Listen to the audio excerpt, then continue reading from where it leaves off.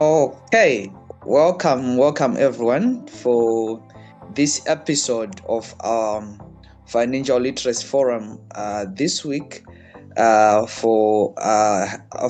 having these conversations around financial freedom, as well as to see how then can it apply to each individual.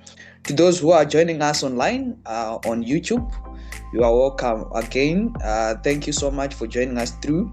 Remember, this channel is just here to provide you the necessary information that you need in terms of education. To those who are live on Zoom, you are welcome as well. I'm going to interact with one or two or some of you before we get to the first segment of our session.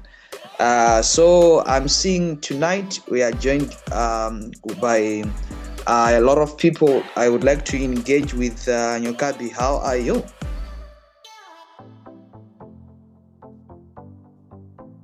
Hi, Livette. How are you? I'm good. How is Kenya? You're from Kenya, right? Yes, I'm Kenya. Kenya, Wow. right now, the weather is it's rainy, so it's chilly, but otherwise we are good. Okay. That's amazing. That's great to hear from you. Welcome to the session. Let me get to hear from Elizabeth. Elizabeth, how are you? Hi, Livette. I'm good, thank you. How are you? I'm okay. How is Zimbabwe? Zim is okay. It's good. It's been raining a bit in the afternoon. How is it on your side? Yeah, this side is okay. I'm glad to hear that it's raining. Otherwise, thank you so much for joining. Welcome to the session. Thank you. All right. I see we have Erasto. Erasto, how are you?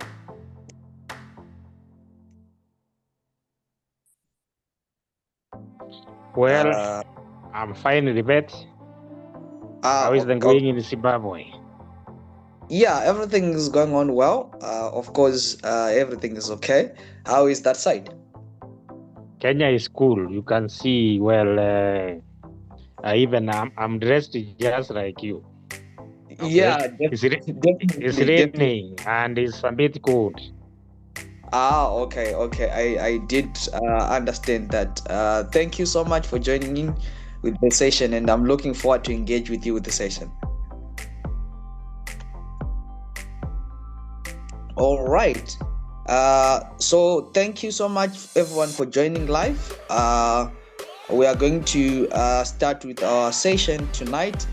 As we always do this week, we are looking at we are looking at our topic is we are looking at avoiding get rich quick schemes and the financial ego. So before we get to the first part of the session, which is our book summary, I just want to get an idea from all of us here. What do we understand by ego? Just how you see it. How do you understand by ego? Anyone can take it up?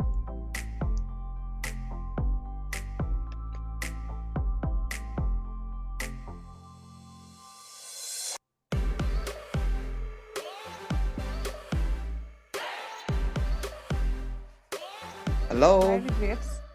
Yes. You can proceed. Okay. From my understanding, I think it's a sort of pride, but which causes someone to have that sense of identity, which makes them feel more superior than others. Okay. That's how I understand it. Thank you so much for that input. Anyone else who have a different perspective about ego, we are going to learn about that. But of course, having an icebreaker containing that could also help us to build up the conversation.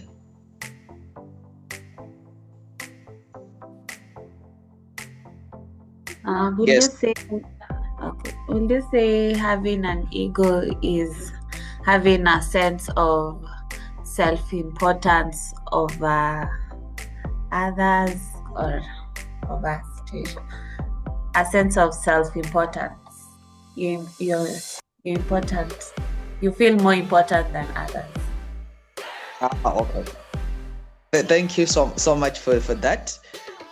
For this conversation. But if anyone else would like to share their contributions, you are free to do that. This is a free space for us to actually engage and also just to have this conversation.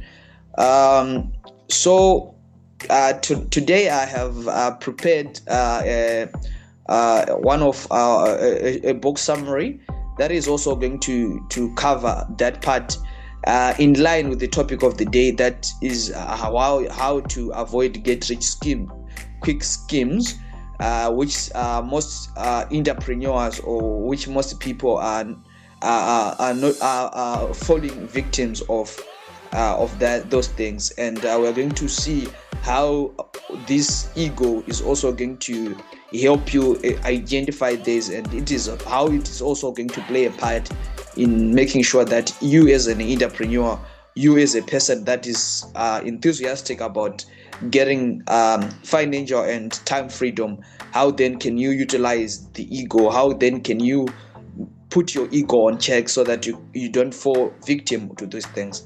So I would like to ask Nyokabi to get us through to the session. Then after that, we are going to have discussions around the aspect of ego.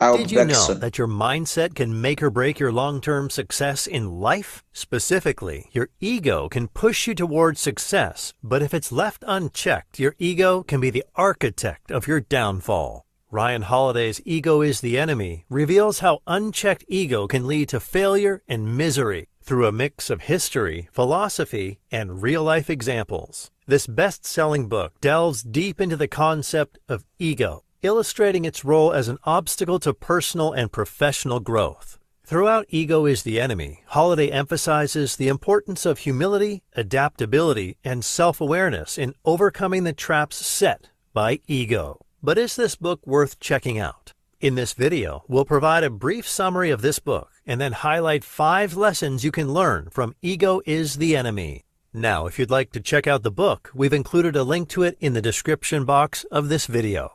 And if you enjoy the content of this video, then please help us out by taking a few seconds to hit the like button and subscribe to our channel. Lesson number 1, recognizing the ego in yourself. There are 3 major things you do when your ego becomes too strong. Number 1, overconfidence. Sometimes you may find yourself feeling overly confident in your abilities and achievements. It's essential to be aware of this mindset as it can lead to arrogance and complacency.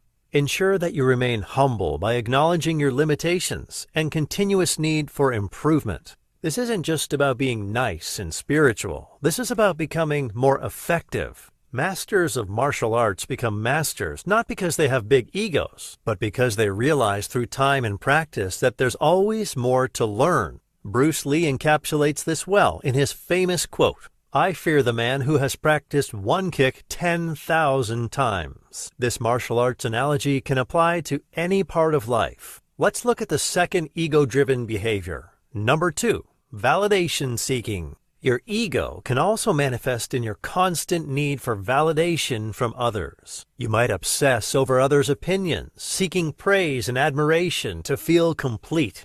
It is crucial to develop self-validation and remind yourself that your worth is not dependent on external recognition. When you start focusing on improving yourself for your benefit rather than for others, you'll find that you're less reliant on their approval. This leads us to the third ego-driven behavior. Number 3, comparing yourself to others. Another trait of ego is the tendency to compare yourself to others. This can be damaging as it leads to envy, competition, and even feelings of inferiority. Remind yourself that everyone has different strengths and weaknesses, and it's okay not to excel at everything.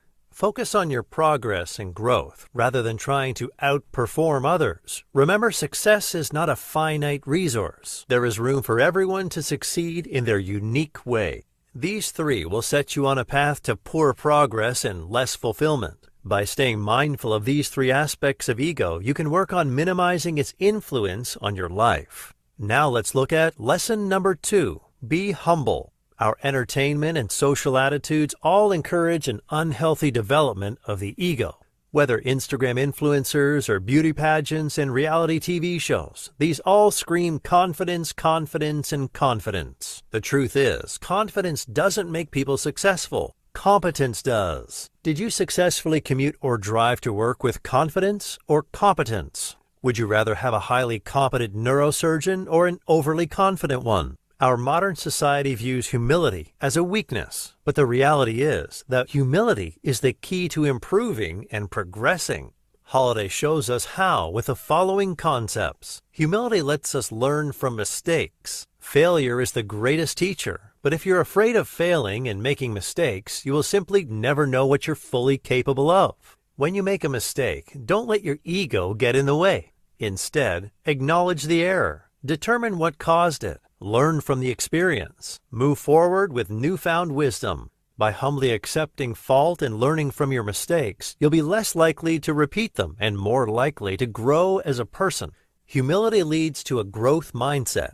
With humility, you're better equipped to adopt a growth mindset. This is key for personal development and can be achieved by embracing challenges, persevering through setbacks, celebrating effort, not just results, viewing criticism as a learning opportunity. Now, to learn more, watch this video that explores the differences between a growth and fixed mindset.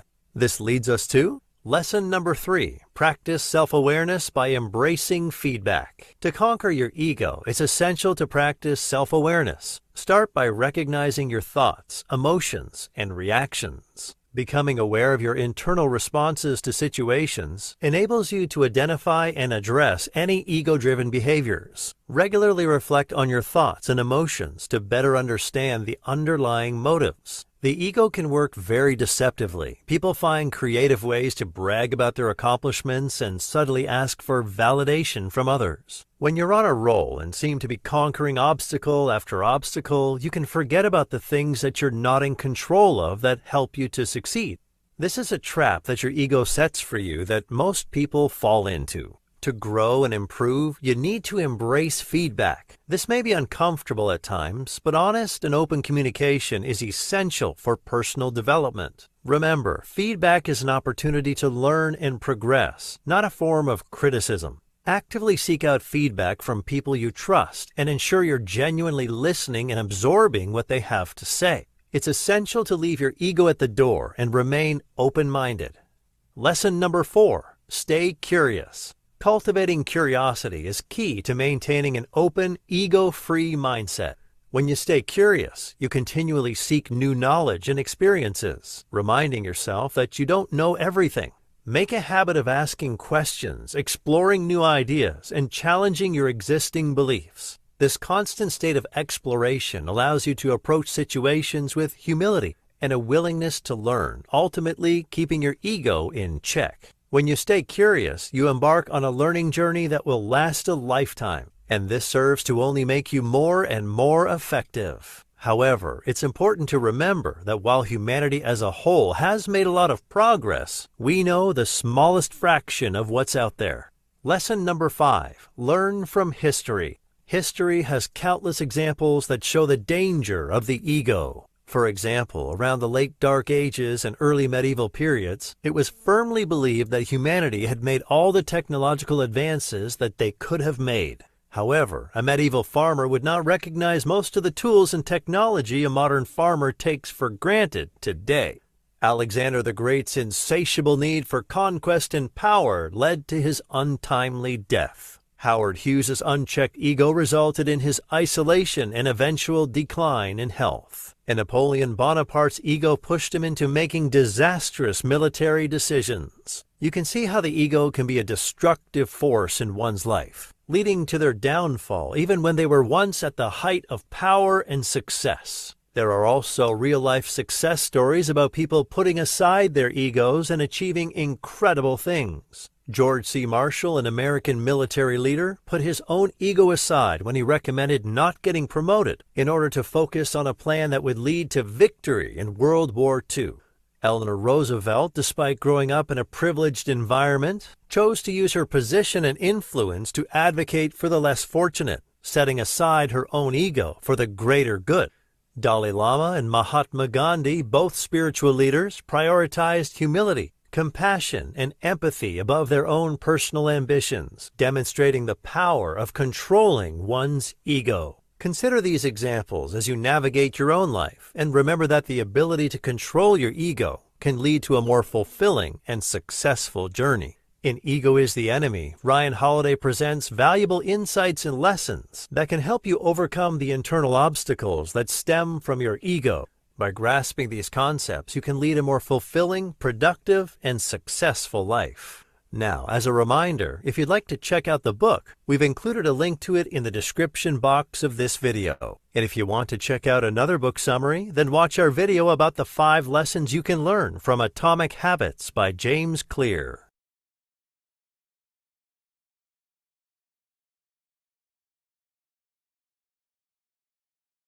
Okay.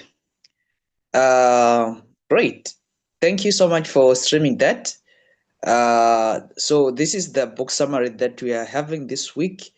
So I just want to hear submissions from us so that we can hear what you have learned, and also we're just going to see how does all these lessons that you have been presented tie back to the topic of the day, that is to how then can we avoid all the idea of getting into get rich quick schemes by embracing these lessons. So I just want to hear from I'm going to get feedback from Milton. Well, you are welcome. Can you share with us whatever you have managed to grasp from the video as we gonna continue with this conversation?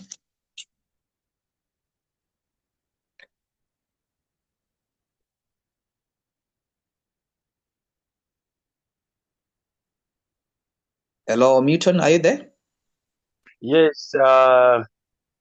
Good day, people. How are you? We are good. We are good. We are great to have you. Thank you. Thank you. Yeah. The issue of ego is actually a devil if you fail to control it. I have learned the issue of overconfidence. Overconfidence. It tells you that whatever you are doing is good. You think you don't actually rate yourself out of the way. So when you have that overconfidence, otherwise you are doing things wrongly, but you then fail to consult others because you feel as if everything you know everything, and what you are doing is good. So, for example, you can you have ventured into a business as an entrepreneur, and then you are not you fail to consult others, you fail to do a proper research, then you feel that I can do it alone. That overconfidence will lead you to actually close the shop, because you need to learn new things, new trends in the system. Even if you know something, you don't rely with overconfidence, because we live in a dynamic world where things change even overnight. So you have to continue research, learning from others how they are doing it, so that will actually bring you brought you to success. I think I like that point. Thank you so much for sharing that, Milton. Really, we really appreciate that contribution. Sure, it's true that we need to manage our confidence levels, because sometimes if we put it at the topest, you end up falling into the pits without seeing them. Thank you so much for that. So let me hear from someone else. If you want to contribute, feel free to actually come in. This floor is open for us to discuss. That's why we are here to say it's our financial literacy forum. Let me hear from Precious has been here. I haven't heard from her. Precious, are you there?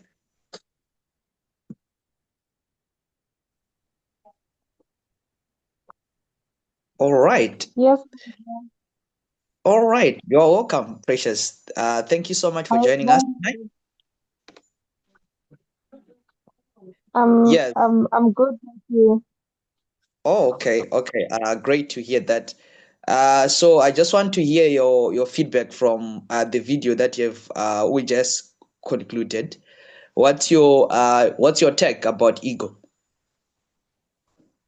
Okay, my biggest take is not so different from the last speaker. Um, Stay humble. Whatever we do, we need to be humble and also learn from others as well. Because sometimes if you are not humble, people will let you go wherever you go, and you'll be lost, and that will affect whether business wise or family wise, or you see yourself not reuniting well with others, because if you're not humble, then it means you're overconfident and you're ignorant at the same time. And people will just sometimes they'll just let you, if it's a company, they will just, maybe let's say you are the CEO there, and you are you know everything. They will let you do your own decisions, and at the end of the day, the company can go down because of that, because you're full of yourself and you're not able to learn from others. Even if you're a CEO, sometimes you can also listen to a receptionist. Maybe she might be having a very important point, but because you're not humble, you can't listen to that, because maybe she's maybe lower level than you, or something like that. So to stay humble, I think it helps a lot. Thank you. Yeah. Thank you so much for that input. You really touched something critical in terms of staying humble. I think which is very, very profound in terms of whether it's in business, whether it's in your relationship, because at the end of the day, as entrepreneurs, we are going to have to interact with the people, because at the end of the day, the greatest resource that we can have is the people around us. The people out there are the sole people that are going to give us what we are looking at. So if we are not able to listen to them, definitely we are gonna fall into big problems. Um, so I just want to hear from another one, anyone else who would like to come in before I volunteer for you to give inputs.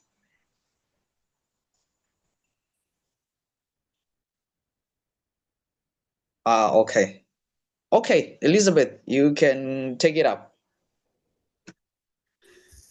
Okay, thank you, Livette.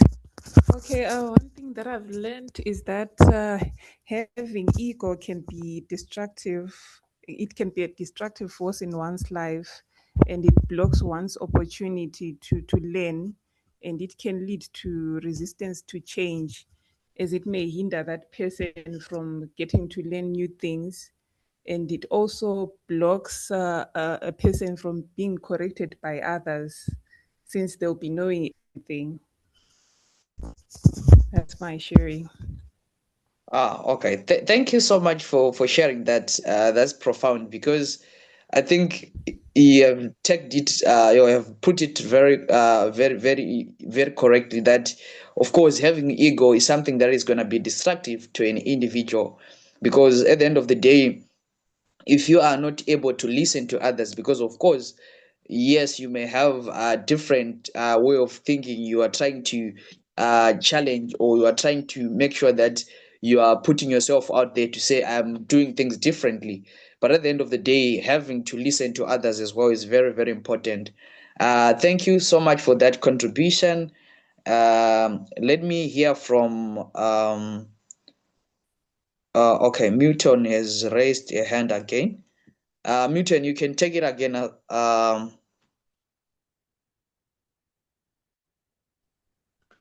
Yeah, I wanted to come in with the issue of having ego that can drive you to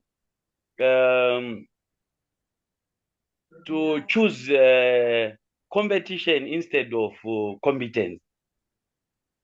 In whatever you do, you are doing it for yourself, and you want your own success, not other people's success.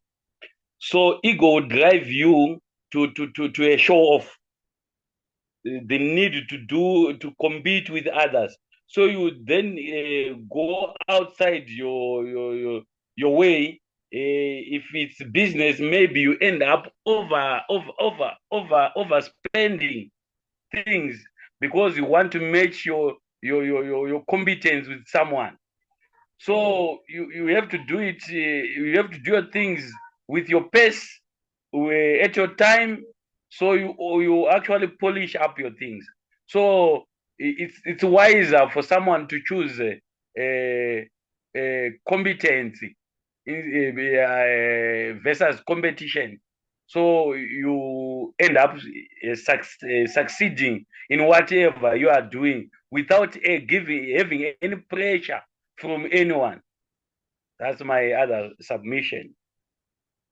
Yeah, thank you so much for touching that. I think that's so profound, because you have mentioned the idea of you becoming so competent rather than competing with others. And of course, I do believe that competence is one of the things that is very important than just competing with people, because at the end of the day, if you are competing, of course, you are going to be outnumbered. Then you are also going to go out of your way, maybe using a lot of resources that you know that you might not necessarily have to spend for a certain event or for a certain thing. I think that's very profound, especially when you're tying it with the idea of us getting to an idea of having to get rich. As entrepreneurs, we need to realize that we are not in a journey of competition, but we are in a journey of polishing ourselves and getting ourselves into a place where we are competent enough to break through within a business or within a niche that we could have chosen. So thank you so much for that. Let me take maybe at least one or two people before we proceed to the next part of the section. I see Erasto, you have raised our hands. You can take it up.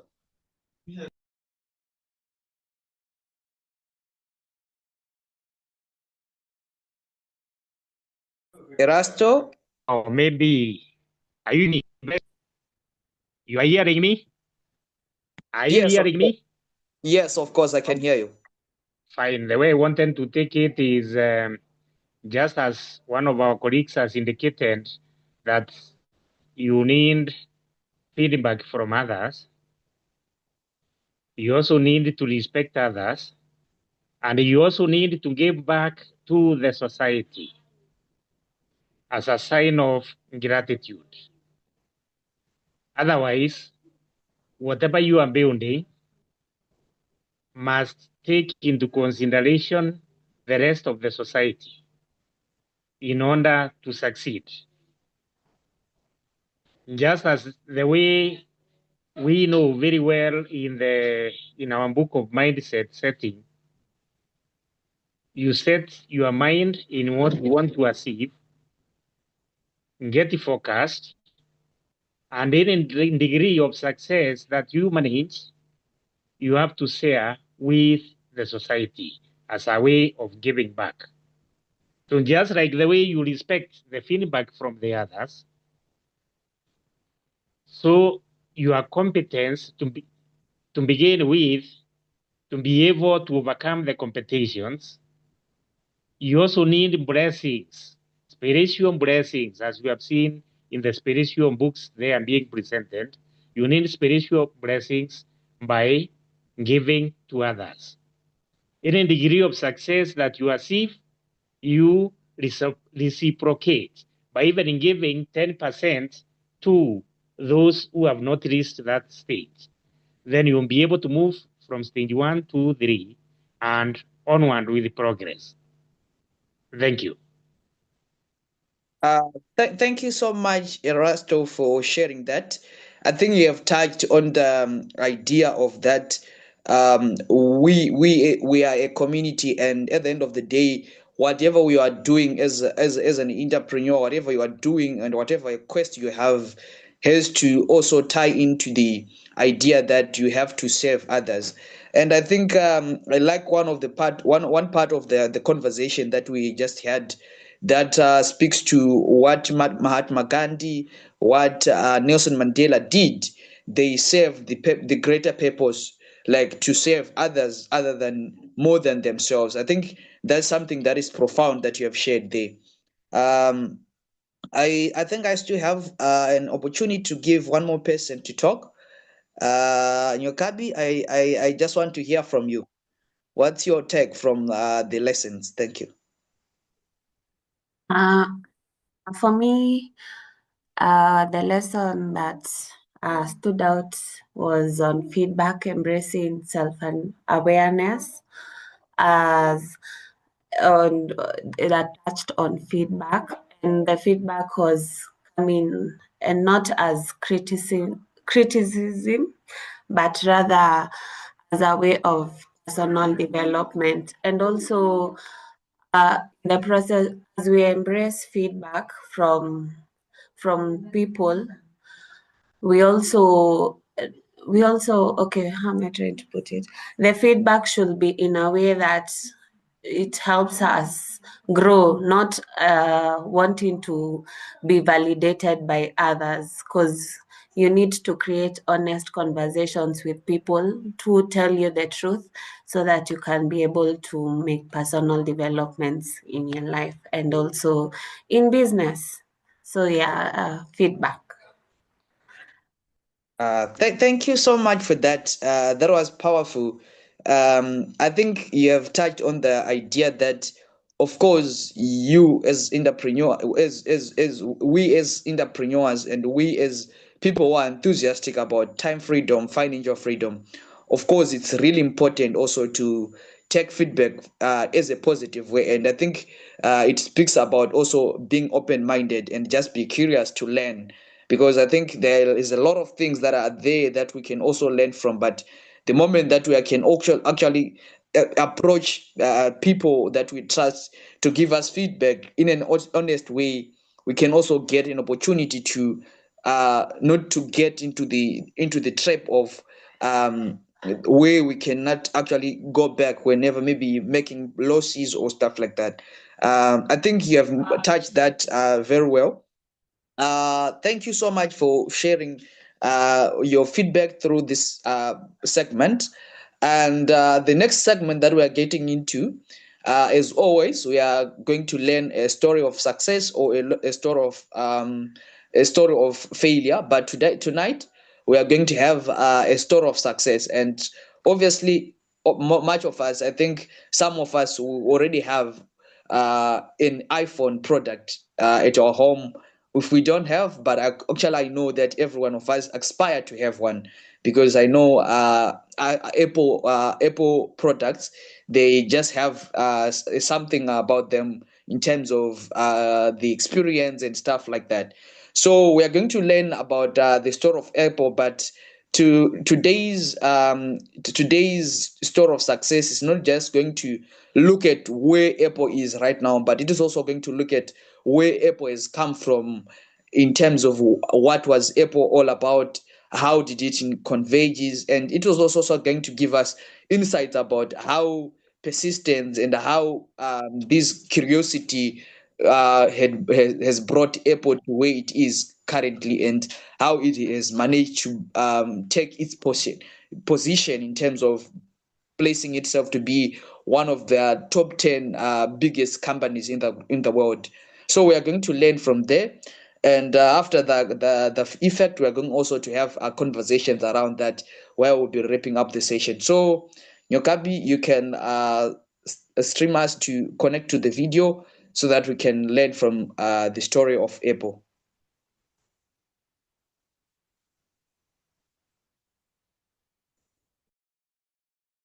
Hi.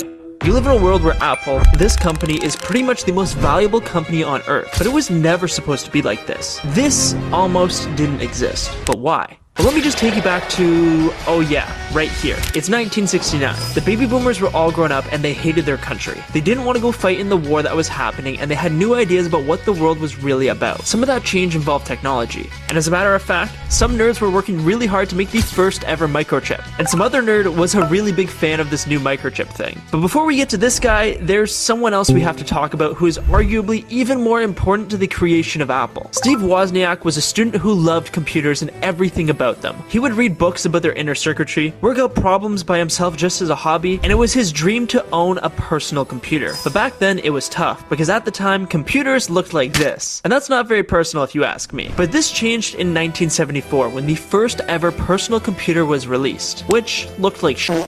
Yeah, it didn't really do anything. It was a simple box with some flashing lights that you could program and make the lights flash in different orders. We had a long way to go. But luckily for us, this blew Steve Wozniak's mind, and he was hooked on computers for good. Not only did this blow the mind of Steve Wozniak, but it seemed like it also blew the mind of nerds across the world, causing computer clubs in universities to form. They would come together and fiddle with this thing, discuss the inner workings of its technology, and ponder the future of computers as a whole. One of these clubs was in San Francisco, the Homebrew Computer Club, where students would bring their own little inventions using the technology available at the time. This club was the very one our good pal Steve Wozniak was a part of. And wait, oh, who's that? Steve Jobs was also home to this very same computer club, and after he watched the Steve Wozniak guy bring in his own computer week after week, the Steves eventually went up to one another and said, hey, maybe we should sell these things. Now you're probably thinking they came up with something brilliant in the garage, which they called a workshop, but in 1975 the two boys released this thing. Yeah, that's right. This was actually the first device that these two geniuses ever worked on. It was a simple tool that could help you make long distance calls without having to pay. But that thing didn't take off, so they went back to the garage and made the Apple I. It didn't have a screen, it didn't have a mouse, it didn't have a keyboard, but it was able to run Angry Birds. Just kidding. The Apple I was just a circuit board that could basically do some simple calculations, and it cost a fortune at the time. 200 were ever made and 50 were sold, which resulted in a little over $30,000. Nice! Okay, well, we still have a little ways to go. $30,000 at the time wasn't bad at all. And this was all the proof that Steve Jobs needed. He knew that the future would have people that love computers, but not everyone who loves the idea of using a computer would be able to build it themselves. And the Apple I didn't really fit that new narrative. And so the two set off to make the Apple II. This time, they went with a different approach. They wanted to build a computer that was sold as the full package, instead of the previous one, which was only a circuit board. The problem was, it was impossible with the technology at the time. But wait, Steve Wozniak didn't believe that. He started combining different chips and looked through manuals to find chips that could multitask. After doing that over and over, a few times later he ended up with a computer that had very few chips. Not only could this one do the same simple calculations as the Apple I, but it was also able to produce colored graphics and patterns right on the built-in screen. Cool. It's cheaper to produce, more compact, and it's even more capable than the Apple I. But it is still ugly. It's still a hunk of chips and wires, and it looked pretty threatening to someone who isn't a wizard with computers. And that's where Steve Jobs comes in. While Wozniak was the engineer behind the computers, Steve Jobs was the marketer. He was one of the first people in the world to realize that technology was not just a tool, but it could also form a personal connection with the user. You can have many views of what a computer is. My particular view is that a computer is a new medium. He knew just how to make something look nice, and he also knew how to sell it to people. So they fit all of this junk into a sleek, simple, friendly casing that made the computer very inviting to general consumers. And with the new design, it was clear they had no problem selling it to people because the Apple II was released in 1977. And by the end of its production life, it had sold 6 million units. Apple was now worth approximately $2 billion, which was a lot of money at the time. But that's still pretty far from what we know it as today. Due to the success, it was time for the company to kick into high gear. However, new management came in, and on December 12, 1980, Apple was put onto the public stock market, selling 4.6 million shares at $22 per share. By the end of the day, it's said that 300 millionaires were created with all of the people who owned these shares of Apple at the time, and things only went up from here. Just kidding. Soon after, they released the Apple III, and it was famous for being unreliable and buggy. Then they released the Lisa, which was the very first computer with a graphical user interface, just like the one you're using right now. Pretty cool, right? Apparently not. They didn't really make any good apps for it, and the computer itself was super expensive, so nobody bought it. Plus, while they were busy making Lisa, they kicked Steve Jobs off the team due to intercompany fighting. This thing sucks. I'm just gonna make the same thing, but better. And so he did. He literally said that and went on to make one of the most successful computers of all time. A computer you might know, the Macintosh. It was basically the Lisa, a computer that had a graphical user interface, or GUI for short. But this time, it was cheaper. They premiered an ad for it during the Super Bowl, and everyone called it the greatest ad of all time. And sales boomed, but then they tapered off because the reviews came out. The Macintosh still kinda sucked. It was slow, couldn't really do much, and people thought it was super expensive. And this made Steve Jobs angry. Remember when I said that new management came in? Well, one of those guys was from Pepsi, John Scully. And because of the Macintosh's criticisms, John and Steve started arguing. Do you want to sell sugar water for the rest of your life, or come with me and change the world? Just get out of here. And so Steve was taken out of the position as head of Macintosh. You want me to leave? Well, I'm leaving. And by the way, the other Steve is gone too. And so Steve Jobs left to do some other stuff with this little old company called Next. Wow, look at these computers, man. They can make 3D animations? Nobody's ever seen this before. Wow, you could probably make something cool with this kind of technology. Oh my gosh. Toy Story? That's amazing. Let's check back at Apple and see what's happening without Steve Jobs and Wozniak. Oh, okay. The Macintosh 512K. Little bit of a weird name. I mean, that's cool. It has some cool publishing applications, I guess. Man, they are really raising the price of it though. I hope that doesn't come back to bite them in the... Oh shit. How the hell are we supposed to get here? Well, Apple kept making computers, but they were just missing that spark that people like Jobs and Wozniak brought to the company. Sure, they made some pretty powerful stuff and started to lower their prices as the technology became more available. They even started to get into the other entertainment markets like CDs and game systems. Actually, we probably shouldn't talk about the game system. They had a new CEO, Gil Amelio, and he started to make some changes to help the failing company. But something was coming. Something really bad. Hello, I'm Bill Gates, chairman of Microsoft. Microsoft started making computers, and they started making computers that were cheaper than Apple and just as good. The Apple computers were expensive and boring, and even though the Microsoft ones were also boring, at least they were cheaper. Not only was Microsoft on their tail, but it seemed like everyone was just getting into the computer markets, and the demand for Apple devices was becoming smaller and smaller. Apple was just weeks away from bankruptcy, and this was it for Gil. Okay, we gotta get him back. And so, Apple purchased Next in 1996 for $400 million.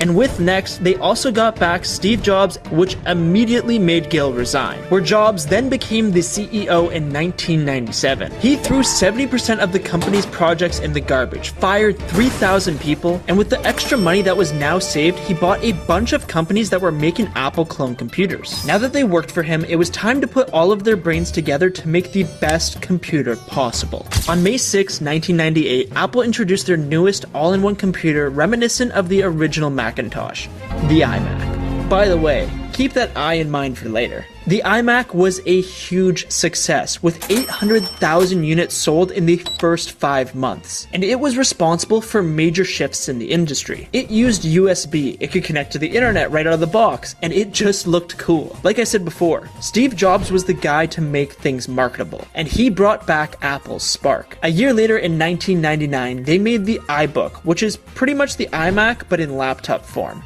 But that name was a little bit weird though.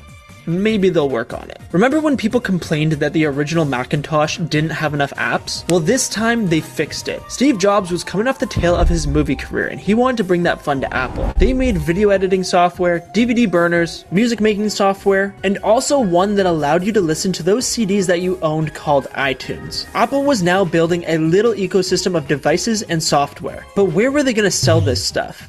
Oh, They just opened a store. Okay, cool. Maybe that'll take off. Who knows? Anyways, iTunes was cool and all, but who the heck sits at their desk and just listens to music? Don't you want to, like, I don't know, go outside? Maybe you want to listen to music while you're exercising or on the bus or something. We need some kind of, I don't know, a device that's mobile. We have something really exciting for you today. We lured you here today with the promise of unveiling a breakthrough digital device that's not a Mac. And that's exactly what we're going to do. And we are introducing a product today that takes us exactly there. And that product is called iPod. The iPod is here. 100 million units sold in 6 years. It was massively successful. The iTunes Store became a thing, allowing you to buy songs on the internet that you could take with you anywhere. Apple was now valued at $72 billion. We're back on track, baby. But to be honest, we're still really far from that other number. You know, $3 trillion? But hey, maybe we can get there with this mobile device thing. I mean, the iPod is pretty cool, but what if it could do more? Maybe like, make phone calls or something? Nah, I saw this thing called the BlackBerry and it kinda sucks. There's this tiny little keyboard, it's too hard to use, and it's trying to do way too much at once. But I just made a prototype of what an Apple phone could look like. It's too big. No one will want to carry this chunky thing around in their pocket. My grandma can make a better design. How about I just make it a bit smaller? Can we sell it then? I mean, you could try. This is a day I've been looking forward to for 2.5 years.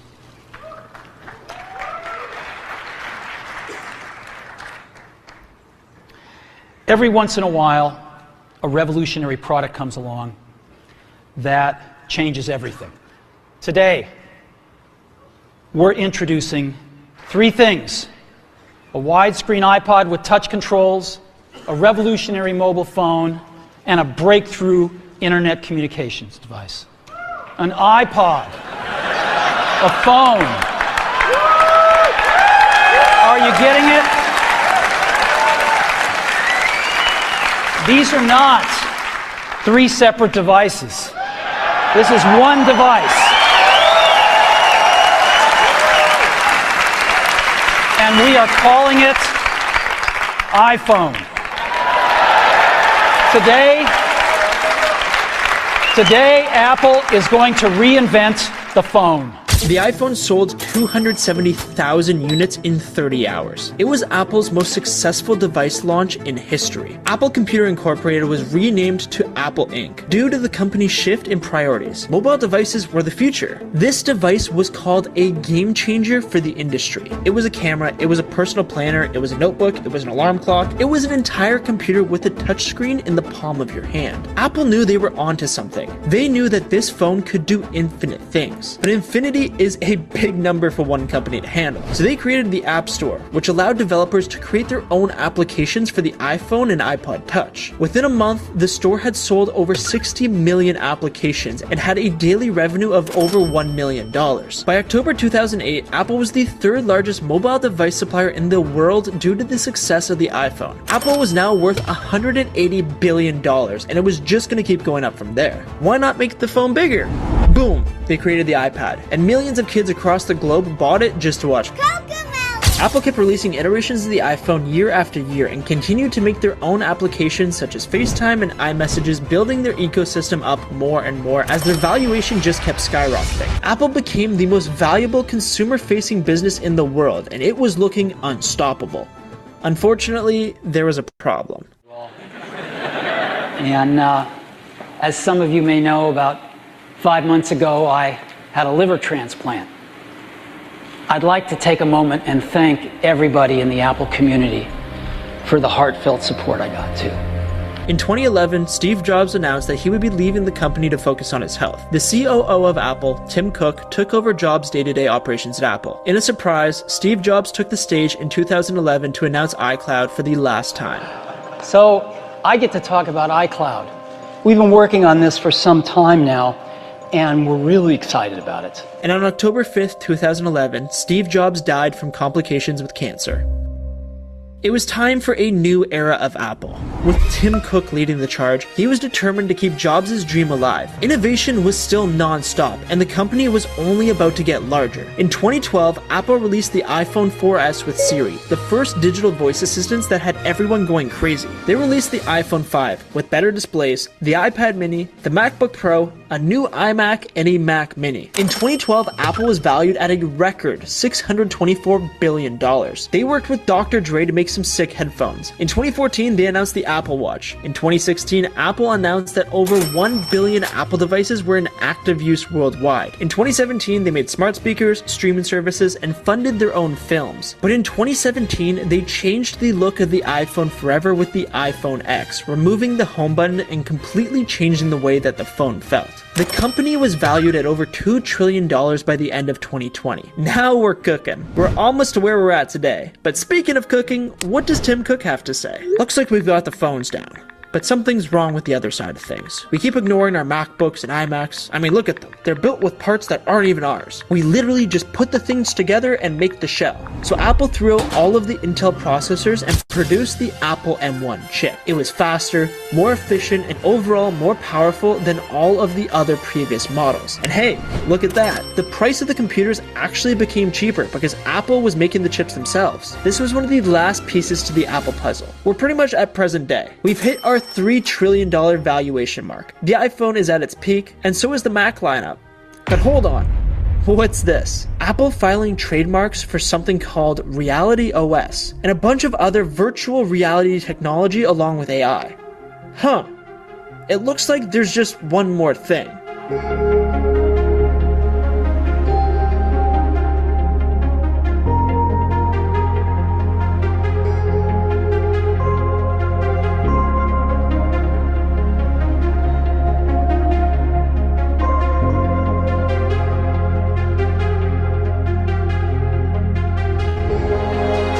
The Apple Vision Pro is here, and for the first time in a while, we've got a brand new Apple device. It's not a phone, it's not a computer, it is something completely different. Just look back at where the iPhone and Mac lineups were and how it's ended up now. Apple has come this far, so who's to say that this brand new line of products won't take them even further? And I'm going to keep you up to date with all of this. So make sure to subscribe and watch this video next where I talked all about the brand new Apple Vision Pro.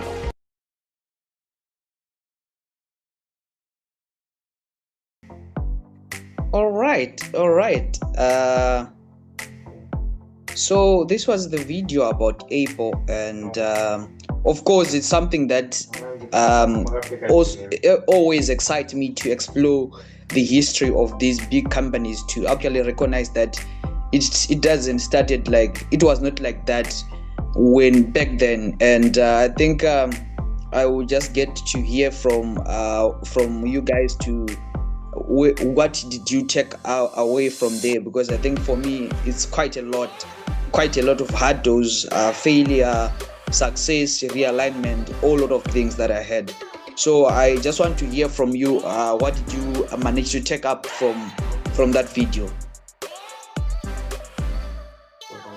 Anyone can come in. No need to raise hands or stuff. If you are willing, if you are ready to give your feedback, because I think feedback is much important, because someone may get something better than the other.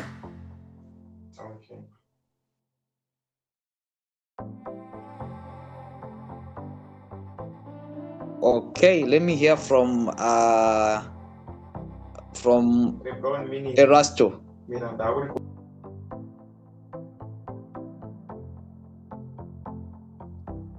Now, my take from the Apple history is that success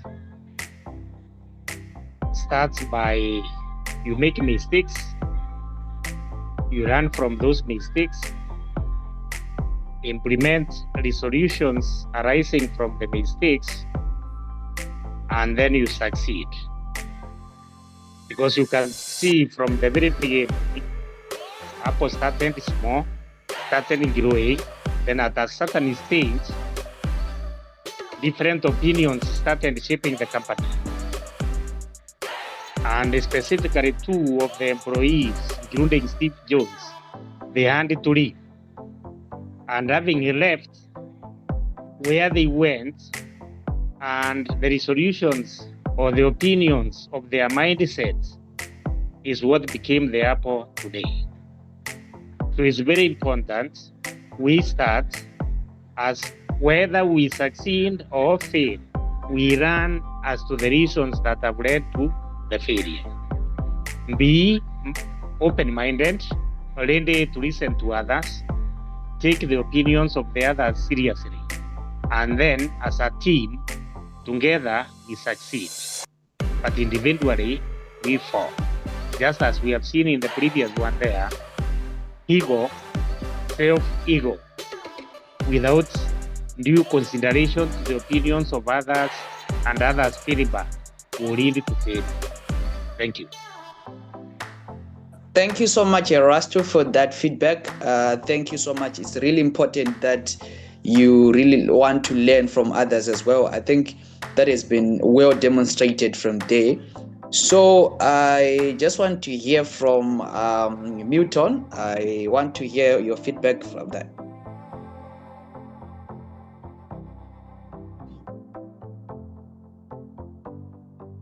Milton, are you there? Yeah, what I read from this video is perseverance pays, because from where Apple started and improving their product and the profits they were actually posting, they were not self-contained about those profits, because from the time they started, I have seen that they posted a $30,000 profit, but they were not content about that profit. They said we need to improve. Some of the units they were selling, they could not sell more units expected. So it means their research, what they've done, they somehow failed to actually hold the market. But they go for a drawing board, improve their product, get validation from the customers. So I think what you for success, you need to understand what the market needs, get validation, work with what is expected by the users of your product. I think that's my contribution.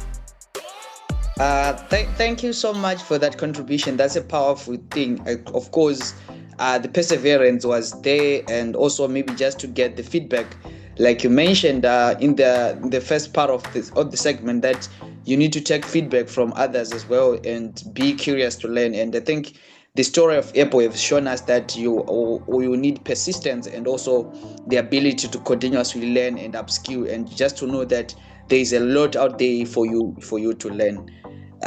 So we because of our time, we are almost there, but we can still have one person to come in and share their views.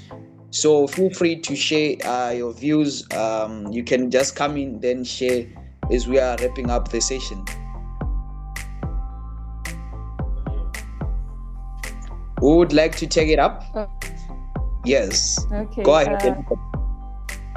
Okay. The one thing that I've learned about Apple is that it made a good first impression, and this has drawn more customers to its brand. And I also noticed that their product differentiation was one of its key success vehicles, as it continually added new features to its products. For example, the iPhone and the iPod. Thank you. Great. Thank you so much for that. I think you have nailed it on the aspect of the diversification of things, and as well, it's really important to see that in terms of whenever you are getting into a business, how then can you scale it up, introduce new things, as well as to captivating your customer base. Thank you so much for that. I saw Precious was raising a hand. I would like to give you this time to submit as well.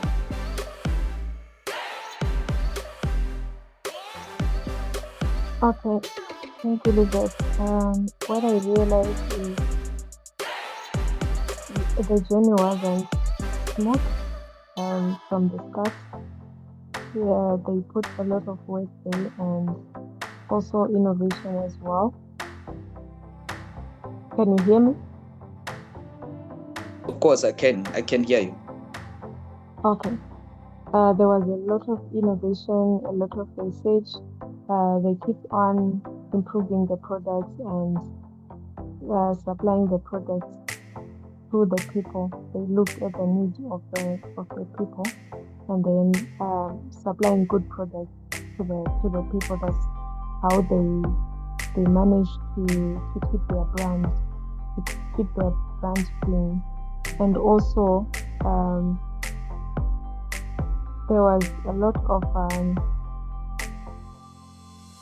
when the guys separated, they saw the need of each other and they reunited as well, which means that they discover that ego is not working. They need to reunite and build something bigger. Thank you so much. That's my conclusion.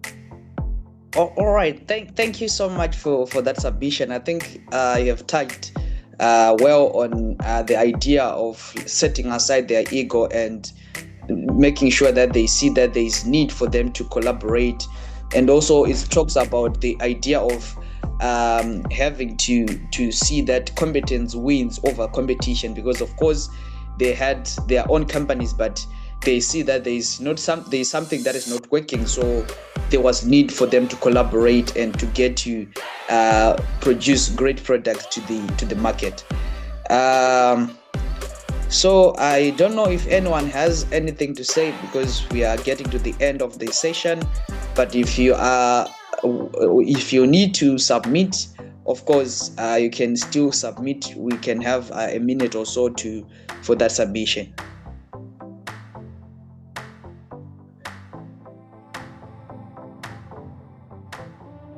All right.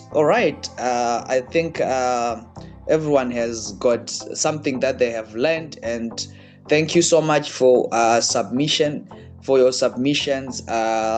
It's again a wonderful time that we have managed to have with us with the Financial Literacy Forum.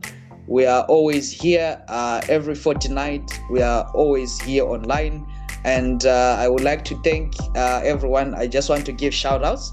Shout out to Gabi, Elizabeth, Erasto, Milton, Precious, and of course our host, Mr. Favor, for creating this opportunity to be here and to have discussed different ideas about financial freedom, looking at various and several aspects of it. And to our online viewers, thank you so much for sticking to us, and thank you so much for always be here and be excited to learn about financial freedom, exploring the knowledge that we need to get to the top, to get to have the financial freedom, to get to the time freedom that you need. And of course, this is the festive season. I would like to wish all of us a Merry Christmas. Of course, a Happy New Year is also coming in. And as the season is commencing, we are also urging each and every one of us to be responsible when driving, when traveling. Of course, we are going to have fun with our families. Of course, do take care of yourself. We want to see you over and over again here. To our online family, do remember to share, do remember to comment. If you have any suggestions, feel free to share with us. Thank you so much from me, Livette, to you all. Thank you so much for joining in the session. Thank you so much. Thank you. Thank you. Enjoy your evening. Thank you so Bye much. bye.